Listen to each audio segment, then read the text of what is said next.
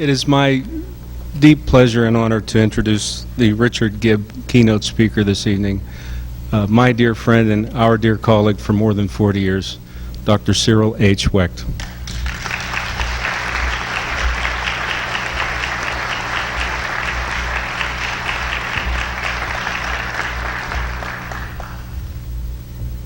Good evening. First, I want to thank Professor Sam Hazel and his son who scored the music for this eloquent presentation. Sam is an old and dear friend, poet laureate of the Commonwealth of Pennsylvania, distinguished professor, poet who has organized international poetry forums here in Pittsburgh for many years, and we are grateful to him and to his very talented son for this warm, moving, and disquieting presentation. I want to add my welcome to that expressed by my dear friend John Regal. First, I want to thank John, who has, with the graciousness, consent of Dean Caffardi, in his role as Associate Dean, been permitted to spend so much time in developing our Institute of Forensic Science and Law. Without Dean Nick Caffardi's approval and active and positive feelings toward this, John Rego would not have been able to make the contribution that he has. And of course, through Nick and John, I cannot tell you how much we owe to the faculty of the Duquesne University School of Law, who have been so generous in contributing their time in the lectures in our Saturday certificate programs and in other special presentations, and to other members of the Duquesne University faculty and administration who have also made contributions, and I'm not going to get into naming all of them. I want to thank the staff, Maria Comas and Eileen Edwards and my son Ben, who have done such a great job, and to all the women and others who are donating their time downstairs with the registration and so on.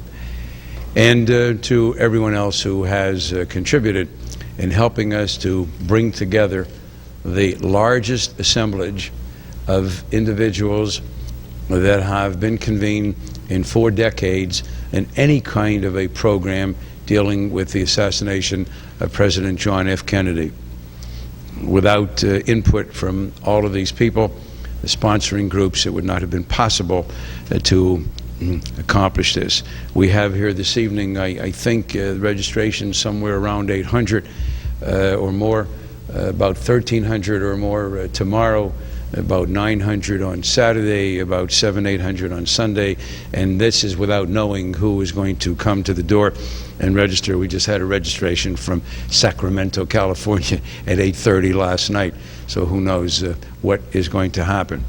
I want to welcome all of you, many of you longtime friends, members of the legal and medical and scientific communities, distinguished members of our judiciary, fellow elected officials here in Allegheny County, the members of law enforcement and nursing and other professional communities in our organization who have contributed so much and who have been part of our various programs. And of course, I am indebted to the members of our advisory board of the Institute of Forensic Science and Law. If you look through your programs, this is about as distinguished a group as you could possibly put together. And these people have served on a gratuitous basis and giving freely of their time and effort, coming to these annual meetings and programs and helping us make this institute one of the most sterling organizations of its kind anywhere in the United States, indeed, I believe, anywhere in the world. We are grateful to them and to all of our local and visiting faculty. And also today, of course, I want to extend a welcome to everybody who has come, whether you are a a student at Duquesne University, whether you are a member of the community, the people especially from 40 states, we're so grateful and honored by your presence. And of course, to the distinguished assemblage of faculty. There has never been, I believe, a convocation of such a group dealing with this subject, and you will see this unfold through the evening and through the next 3 days. Top-level academicians, learned professors, distinguished authors of textbooks and many other books and numerous articles, people distinguished in the medical professions in various specialties and in law and in other related academic and professional fields. To all of them, we extend a warm and grateful welcome. But I think the most warming feeling that I have is to those young people who are here tonight who were not alive, obviously, and who have been busy, understandably and properly, with any number of things that have occurred in this country. Serious students who have excelled in different fields and who have found it appropriate, desirable to fit this program into their schedules and to their faculty from high schools and colleges, universities, and even middle schools who are here today and will be in and out during the next 3 days as their schedules permit. To see young people who have this kind of an interest is indeed very gratifying. And it means a lot substantively as we begin to dwell upon this subject. And it is, and I hadn't even thought of it until this very moment, the best possible segue into the discussion. Why are we here assembled? What is this all about? 4 decades, isn't this enough? Don't we know everything that we can know? I have been asked repeatedly by good, intelligent, appreciative, friendly, sympathetic members of the news media, what is its purpose? What does it mean? The fact that young people today in America continue to want to hear about the JFK assassination. In some high schools and colleges and universities, there are courses devoted to this. And the requests come in for speaking engagements, I'm sure, to every one of the critic researchers in this room, repeatedly, from all levels of society, to come and address this subject. Therein lies the answer. Yes, maybe we'll take a little bit of credit collectively because we have continued to talk and write about this, but could we have forced a subject? Could we have accomplished something if there weren't a deeper feeling to draw upon? I'm asked, what is the remaining controversy? What is it all about? How did things come to happen in this way? Why can't we know more? Well, let's take a journey back through history and let's think about things as they occurred. And let me say at this point, and I may repeat it, while this is, as the title says, solving the great American murder mystery, obviously a program devoted primarily, and I say that without any hesitation or embarrassment, directed toward primarily a critique of the Warren Commission, the very subject that got me drawn into this 38 and a half years ago. We are going to have opinions expressed by very erudite, sagacious, intelligent people on the other side. And we reached out for more of them, I want you to know that, who are believers in the Warren Commission, and for one reason or another, this one couldn't make it and that one declined and so on.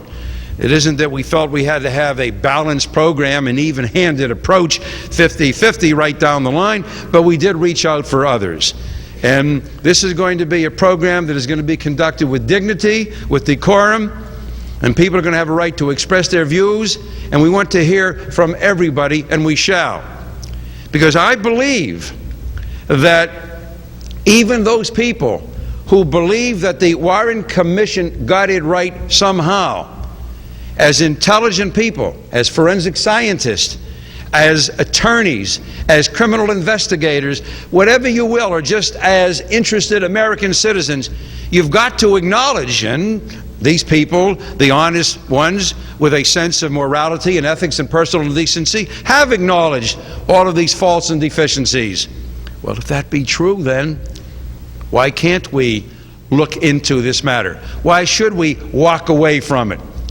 As one of my colleagues, Attorney Roger Feynman, pointed out in the Q&A session that was conducted with the news media a little bit ago, murder cases have been reopened. Indeed, one of my dearest, closest friends on the other side, Michael Barton, Michael dug up and did a great job with the Medgar Evers case and was responsible for justice in that case after many decades.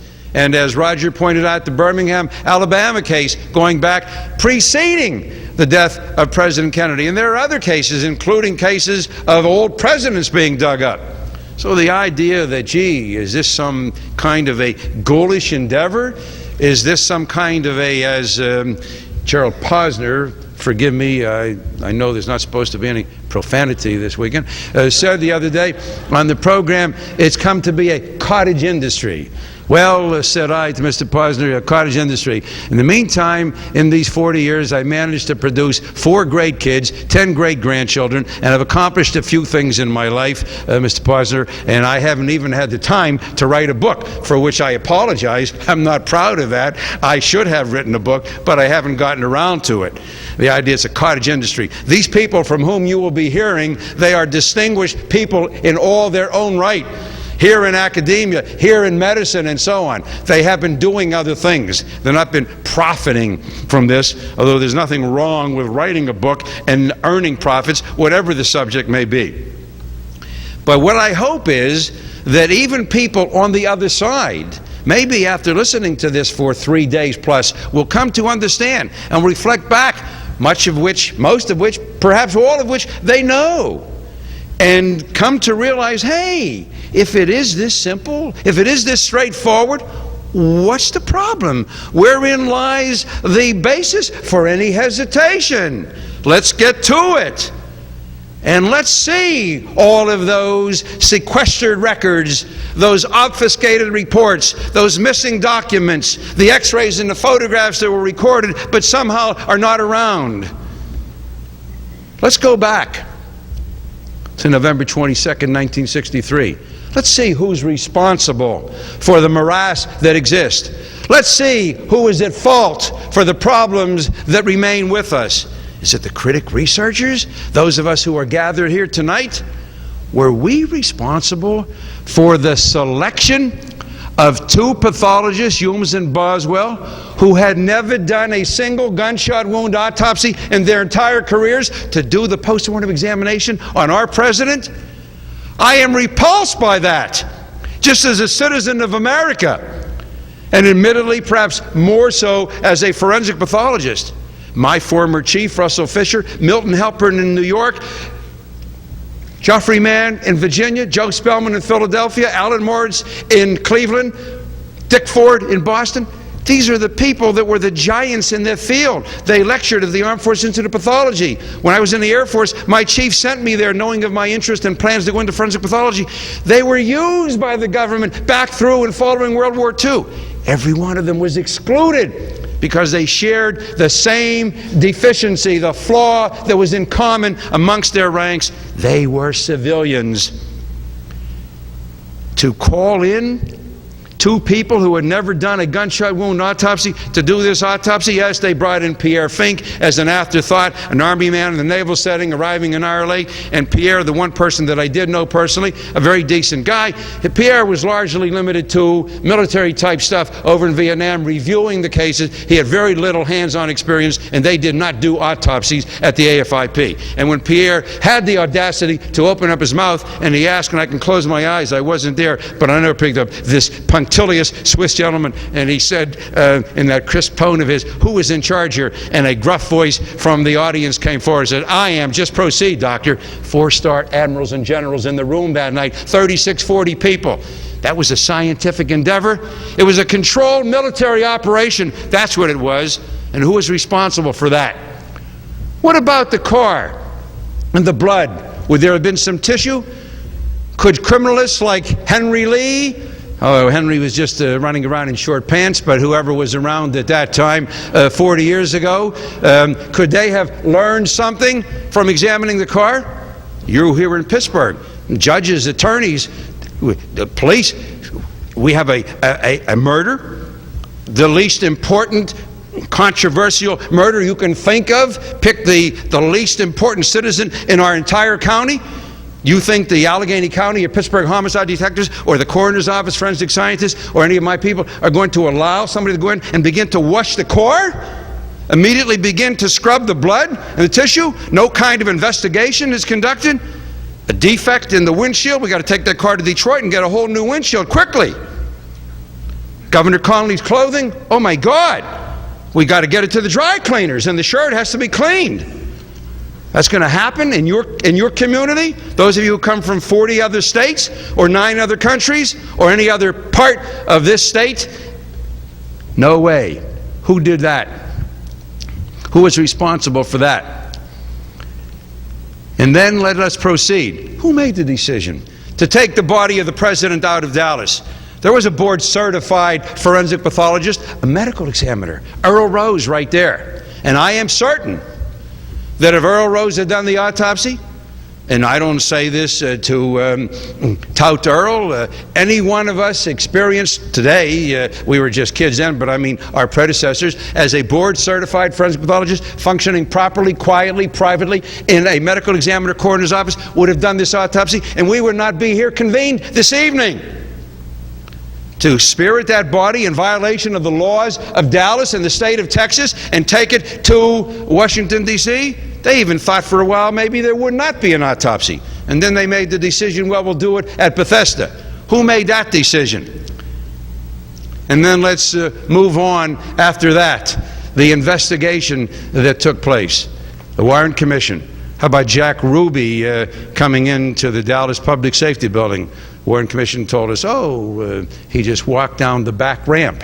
That's right. And all the Texas Rangers and FBI and Secret Service and Dallas uniformed and non-uniformed cops, they just stood there as Jack walked in. Any one of you in Dallas that day, vacationing or living or visiting, you too could have been part of history, because you too could have just walked down the back ramp and you would have been there when Oswald walked through with the two huge non-uniform detectives on either side of him. We came to learn later on, of course, that that was not the case. That is not how Jack Ruby got in. Other people could learn this, but indeed not the Warren Commission. And who then was responsible for what followed and flowed thereafter? Let's talk about the Memorandum of Transfer. Admiral George Barclay, April 26, 65, I believe was the date, in which he itemized all the things that he submitted to the National Archives. And included in there clearly is the container with the brain, the microscopic glass autopsy tissue slides, photos of the internal chest wounds, microscopic slides of the entrance wounds or exit wounds on the skin, whatever they might have been. April 26, 1965. Who was responsible then for the absence of these items 1.5 years later? Oh, in that year and a half, guess what happened? They made a decision, and darn it, I must confess with much embarrassment to all of you, and I hope that it will not be a legally offensible crime for which I shall be incarcerated, that we have failed to follow suit. We have failed abysmally, ignorantly, and unsympathetically to do with what they established as policy. We have failed in the Allegheny County Coroner's Office in all of our homicides to put together the bloody clothing, the knife, the gun, the bludgeon, whatever it was, wrap them all up, put them together in a package with a blue ribbon, call in the widow and say, Mrs. Jones, we'd like you to have this. This belongs to you. This is your personal property, a bit of memorabilia for your husband's murder. That was the decision. Did the critics and the researchers do that? Or did the United States government do that? All of these things belonged to Mrs. Jacqueline Kennedy so that she could make this constructive transfer. Jackie didn't want it, Jackie didn't need it, and Jackie never saw it, and Jackie never took it home. It was there. But 1.5 years later, it wasn't there. On October 31st, 1966, when they now went over to do the inventory on this constructive transfer, those things are not there. Did the government know about this? Yes. Did the critic researchers know about it? No. In August of 1972, I went in, finally got in. Oh, and who was responsible for not responding to my inquiry, my request to go in? Under the provisions of that gift, the reason that the gift was made, the reason that the decision was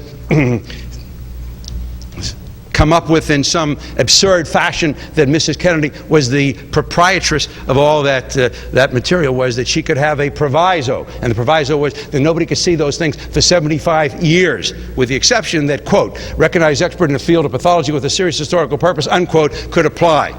And I applied to Burke Marshall, former Deputy Attorney General, and I applied and I applied. He was now a professor at Yale Law School. And I kept writing and I got no answer. And one day I got a call from Fred Graham, then a senior reporter of the New York Times. He had heard about this, I don't know how.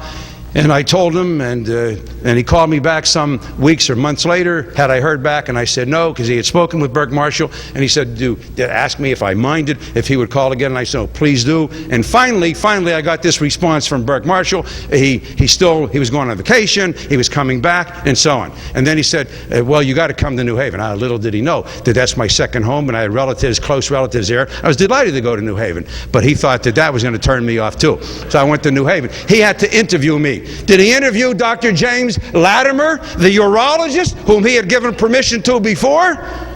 Maybe he wanted his prostate checked out at the same time, I don't know.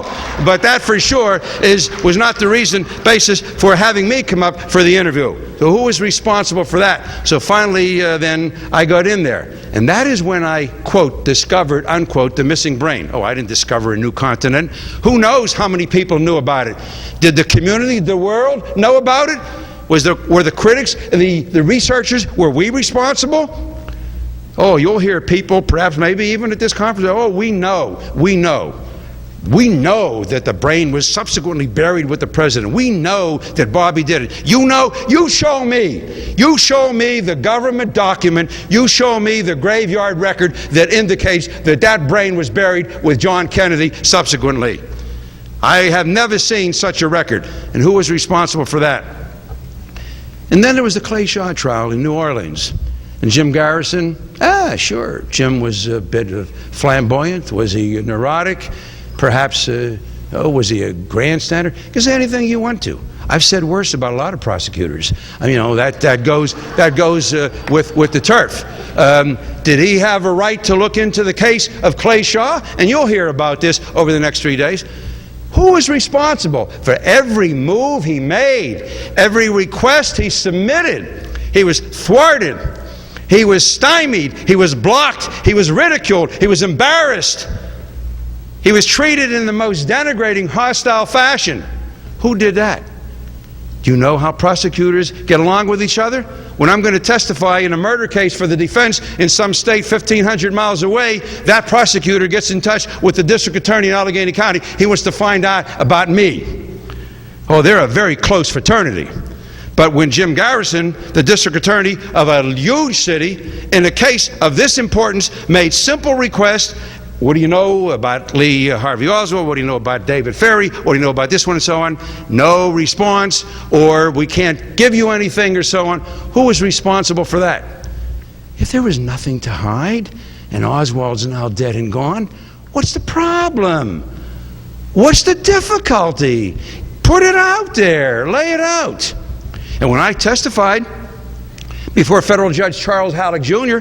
in January of '69, because I had been consulted by Garrison, and I told him, I got to see the materials. I can't come and testify unless I see the autopsy. I testified, and Judge Halleck, a very distinguished, bright judge, the son of the GOP floor leader, Charles Halleck Jr., Sr. from Indiana, ruled that very day from the bench that the government had to let me get in there. The government attorney stood up and blatantly, boldly, almost insultingly to the judge said that they would appeal until hell froze over to keep me out. What was the problem? It was so clear-cut. Then what is the problem? So finally then, as I've told you, I got in 1972. Who is playing the games here? And then we see, of course, the House Select Committee on Assassinations. And we'll hear all about that. Who is responsible when the forensic pathology panel had the opportunity to meet and interview and query Commander Humes, the chief pathologist, for seeing to it that one of the members of the panel, yours truly, was excluded? I learned about it afterwards. Professor Blakey, who had taken over after they forced Dick Sprague out. And who was responsible for seeing to it that Dick Sprague was maneuvered out? One of the best trial attorneys in this country, one of the most experienced district attorneys, assistant DA, who really made that office. You'll recall him from the Cole Yablonsky cases, the coal miners' deaths, the murders, the brutal murders of Yablonsky and his wife and daughter here, and Dick handled all of those cases. And Dick came in and said, "Sure, I'll deal with this." And he said, "I want these homicide investigators, detectives, and so on and so forth," just the way he would pursue a case in Philadelphia. And they said, "What, are you crazy? You want homicide detectives? What, are you serious about this, man? Come on, this is just, it's just a little government operation." And they start leaking stuff, and Dick was out, and they bring in then Blakey in a nice, controlled environment. Who was responsible for that? How did that all unfold? And then who was responsible for the flip-flopping of Humes and Boswell in subsequent years? And I might add, of course, for the self-imposed exile of Pierre Fink. Pierre Fink, as I told you before, the consummate European Swiss gentleman. He epitomizes what you would think of, what you've seen portrayed in movies. Pierre Fink, except I think for that visit, has not stepped foot on American soil. Or if he has, I sure haven't heard about it. Certainly nothing in conjunction or correlated with this JFK assassination. Does that tell you something? It may not be scientific, but you can draw your own inferences. Pierre doesn't want to talk about it. I will tell you this, and I'm not breaching any confidence. When I gave my paper at the American Academy of Forensic Sciences in February of 1965, after having been asked by the program chairman to do so at the plenary session, which was going to be a critique of the Warren Commission report that had come out late September, early October. Oh, and by the way, let me interrupt myself on that. I went to the Carnegie Library, a wonderful library, 26 volumes, right? No index. No index. Who was responsible for that? Our beloved friend Sylvia Meagher, M-E-A-G-H-E-R, for those of you who are not real buffs. Sylvia Meagher, who wrote one of the great books, Accessories After the Fact, along with Josiah Thompson's 6 Seconds in Dallas, and Mark Lane's very, very early book, Rush to Judgment. Sylvia, a single woman living in a small apartment in Greenwich, working at the United Nations. This woman, and this is pre-computer, my friends, this woman prepared the index. She could do it, but the U.S. government could not. Okay? And so now I prepared, and I went there, and I gave that talk, which is how I got started in all of this business. Who was responsible for producing those 20? Didn't even bother, didn't think it was necessary to have an index. And then I was talking about the pathologists, Humes and Boswell, flip-flopping all over the place. And how about that little ploy that the physicians and the researchers know so well, that was engineered by their good friend, the editor-in-chief of JAMA, the Journal of the American Medical Association. All of a sudden, from left field, there comes this great article in which he now is going to vindicate in retroactive fashion and reestablish the reputations of his friends Humes and Boswell.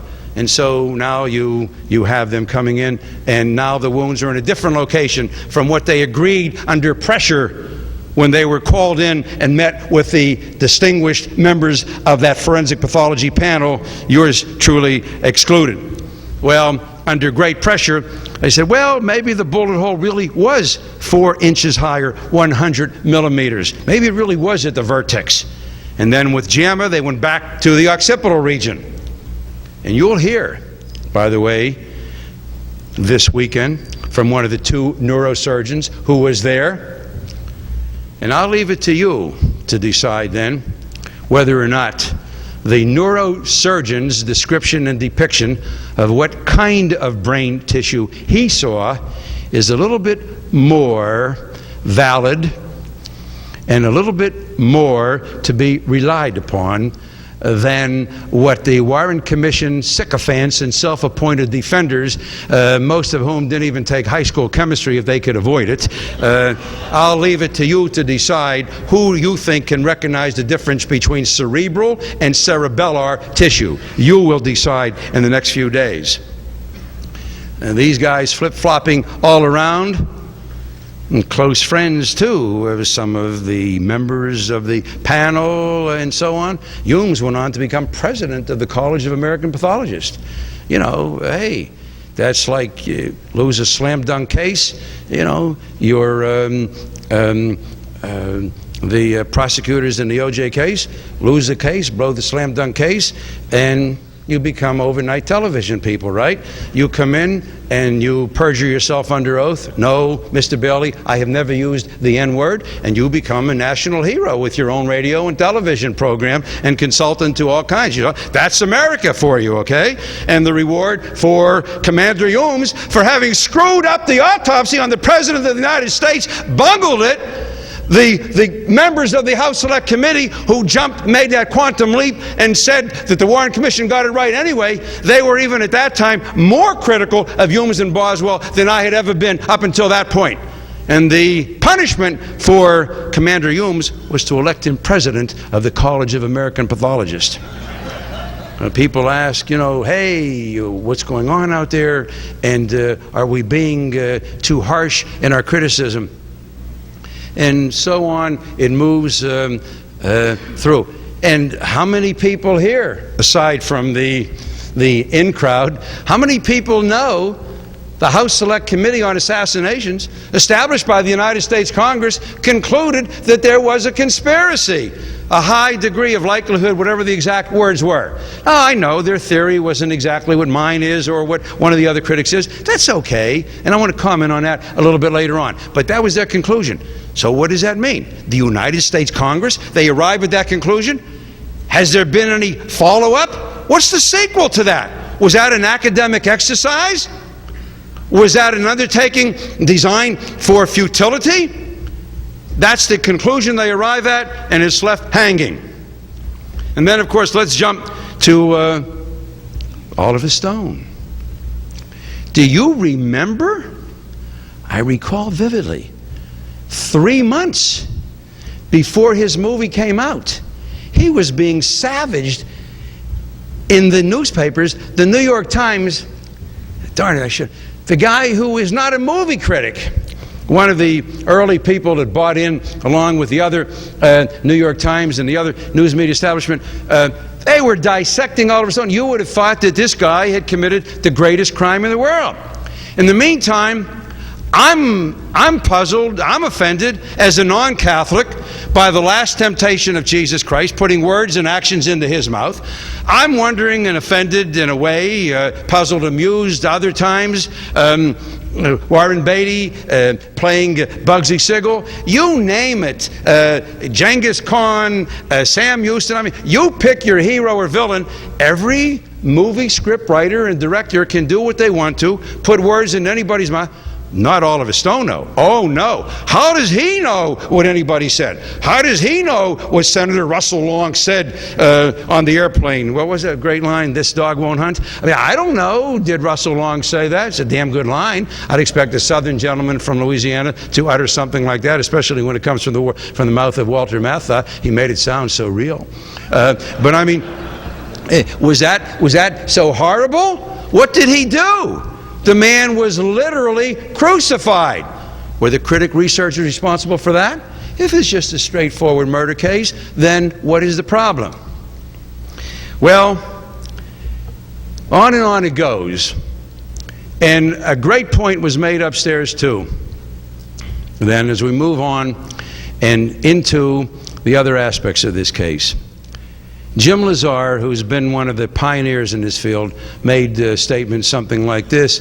He said, you know, he wanted to turn the question around and throw it back in a friendly way, but in a provocative manner to the news media.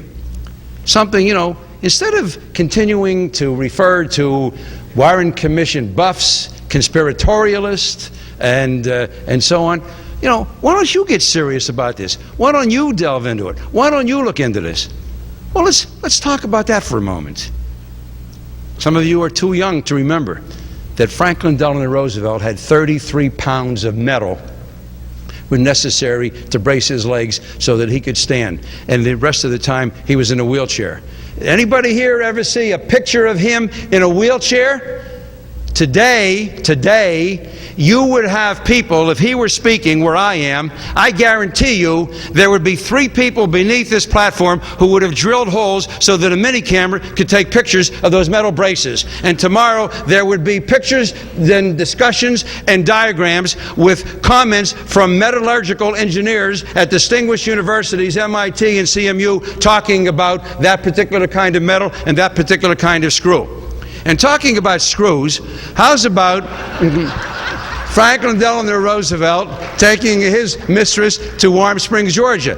Did anybody ever raise a fuss about that? And how about Eisenhower with his Captain Wath that he had on the side? And how about our Jack beloved Kennedy and Judith Exner? Sleeps with Jack one night, sees Sam Giancana, top mafioso in Chicago the next day. Where were the news media? Morally, ethically, I don't care. They could have slept with anybody that they wanted to. I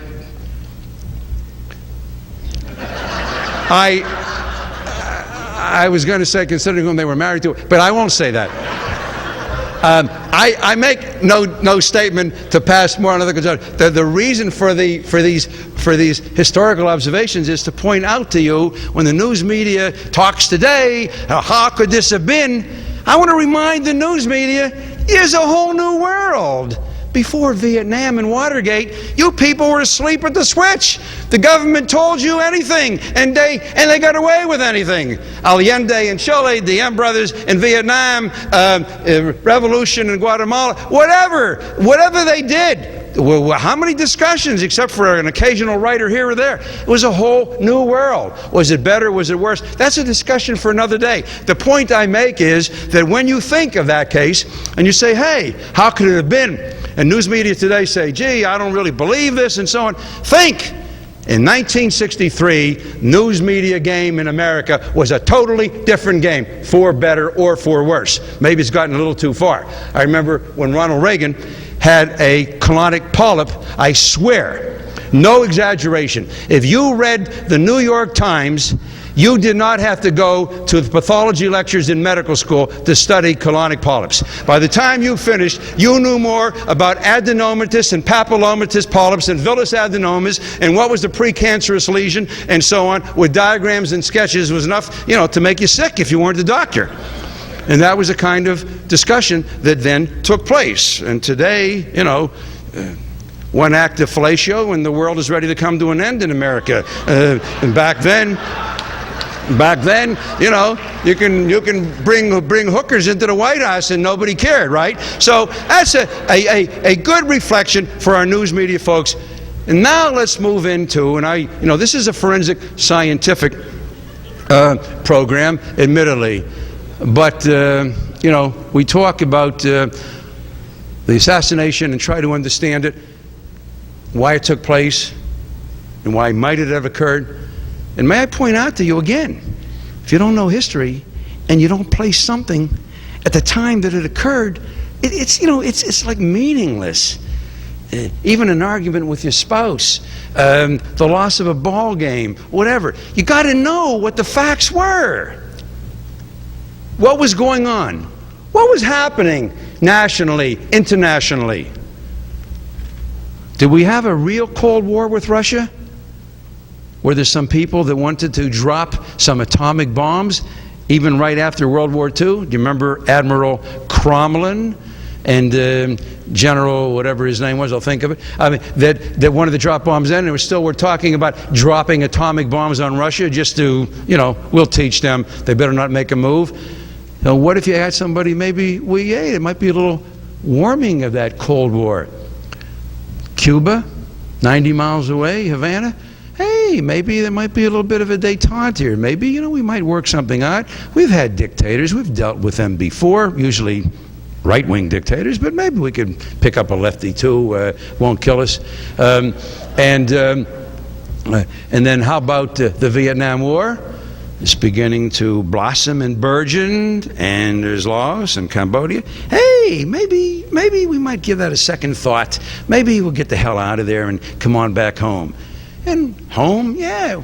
Hey, what about those Jim Crow laws? What about all those blacks in the South that fought just like white troops fought in World War II and got killed?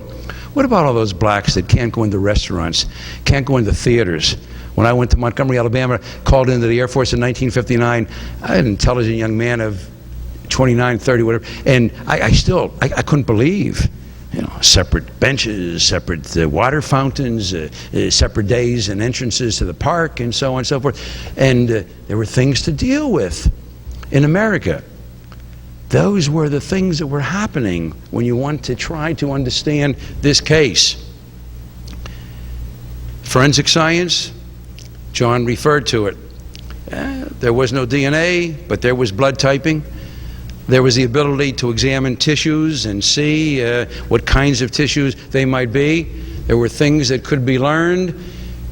We didn't, Conan Doyle laid out a few things with Sherlock Holmes. We didn't wait for criminalistics to evolve until there was a Henry Lee. There were some things going on back in those years, etc., that could and should have been done.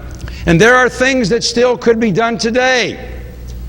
They talk about the single bullet, and I deliberately am not showing my slides. We'll get into all of that in the next 3 days and so on. But there were experiments done then, and there are experiments that can still be done today. Oh, bullets can do this? Fine. Is that right? My favorite slide, which I definitely will show at this conference sometime, my favorite slide is that composite picture where they firing using 3 sets of targets, cotton wadding, goat carcasses, fracturing one rib to simulate Connolly's rib fracture, human cadavers shooting through the radii to simulate Connolly's radial fracture.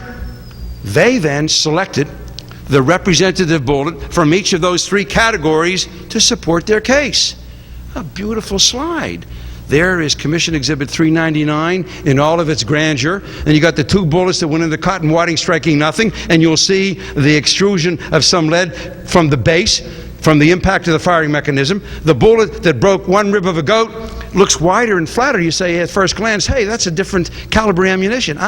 It's distorted. And then the bullet that broke one radius and a human cadaver has the typical mushrooming, peeling back effect. That's their slide. They won't repeat that experiment.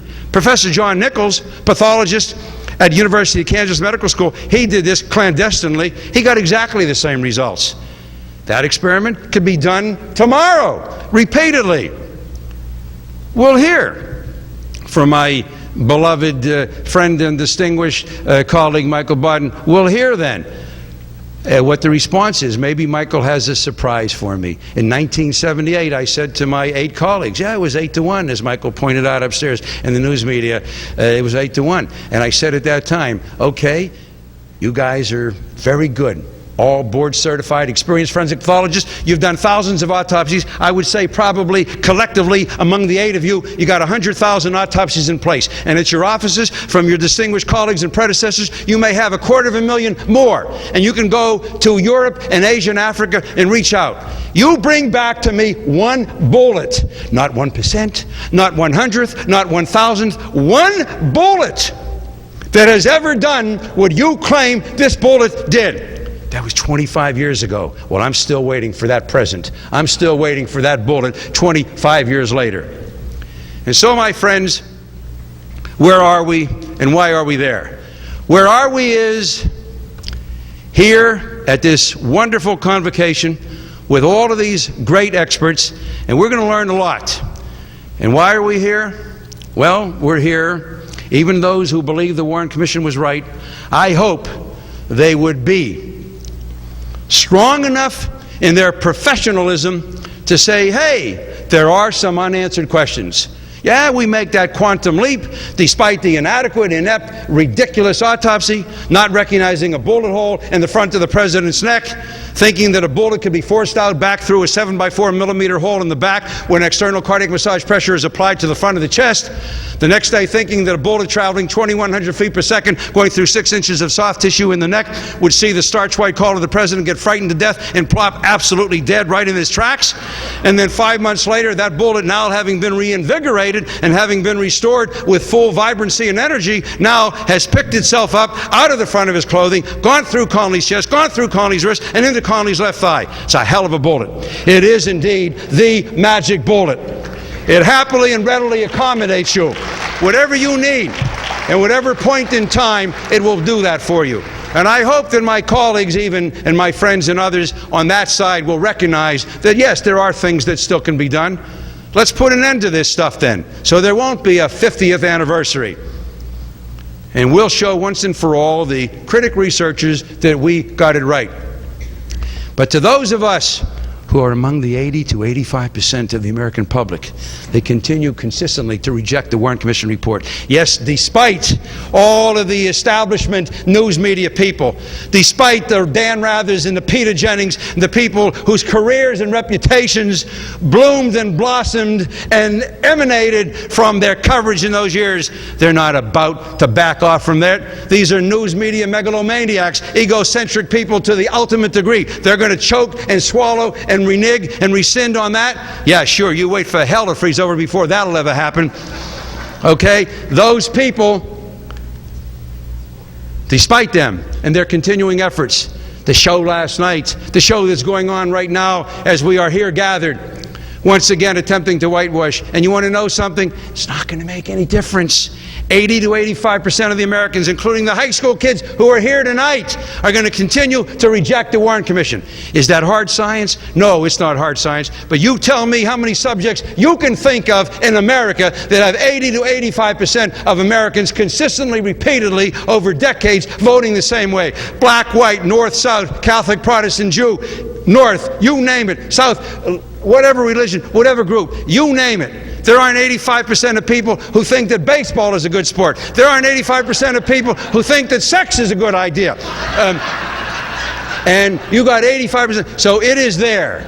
And all of the apologists are not going to make it go away. And why can't we then allow it to go away?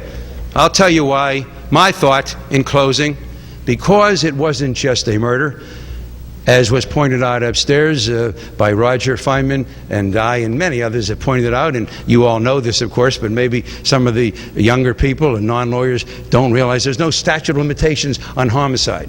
Well, even then you say, hey, but aren't there unsolved murders? Yes, there are, but not of presidents. Not of presidents. Of you and me, and of our neighbors and our friends and our relatives, yes, but not of presidents.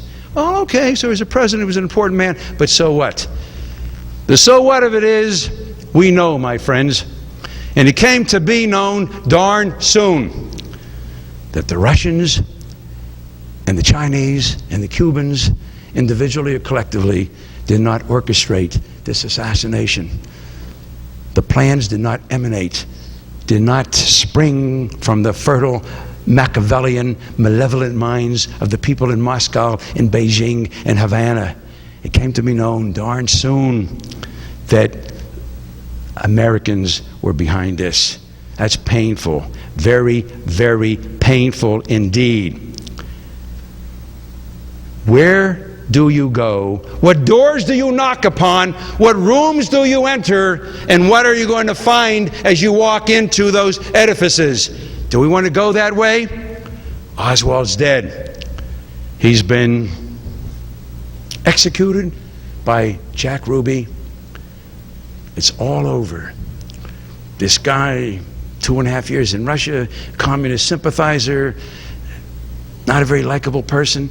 It's over, man. Johnson wants that report. Get it in. Hurry up. Finish it. Wrap it up smoothly.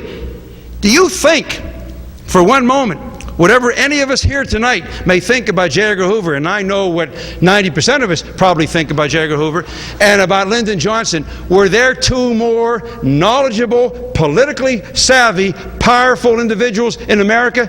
Was there anything in America that if they wanted to find out, they could not have found out? If J. Edgar Hoover wanted to find out how many times you had sex with your wife, how many times you went to the bathroom, whether you carry your lunch to work, I guarantee you he would have put on 60 or 100 FBI agents and he would have found out. My point simply is, well, I don't believe, and my critic researcher friends, one or more of them, may believe otherwise, I don't believe that Hoover or Johnson had anything to do with the primary conspiracy to kill Kennedy. Do I believe that they came to know everything later on? You bet your life. There's no way in the world that those two people would not have come to know. But that was not the time to get into things, because who knows who was responsible. And maybe you think you know, and maybe we'll come to learn a little bit more in the next 3 days. That's not exactly our purpose. But what our purpose is to seek truth, to seek justice, and to come to know and to recognize what happened on November 22nd, 1963. What happened, my friends, was simply the assassination of a president who was so powerful, so charismatic, wealthy, connected.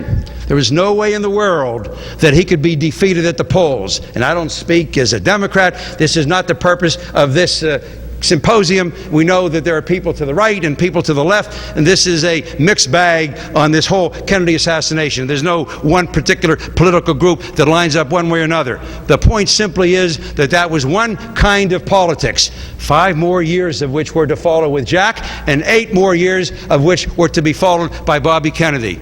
And if you were not of a mind to see the kinds of changes that maybe could be anticipated, whether they would have come to fruition or not, I don't know. You'll hear from people who are more historical scholars than I, whether or not there would have been a warming with Russia, whether there would have been a détente with Cuba, whether there would have been a withdrawal from Vietnam. The point is, it could have been reasonably anticipated over those next 13 years. And it wasn't a ball game. You weren't going to sit back and say, hey, they're up at bat. Wait till we get up there, man. You'll see how many runs we score. No way in the world was that going to be allowed. There was only one way to bring back the kind of America that you believe should exist, and not the kind of America, not down that windy, treacherous road that Jack Kennedy and his brother Bobby were leading us. And the execution is what is necessary, because there is no other way. And the assassination of the president was the overthrow of the government. And my friends, the world over, what it has been known and called and labeled everywhere but in America, it was a coup d'etat. That's what happened in America, and that is why we must still find out, if it takes another 40 years, what happened on November 22nd, 1963. Thank you.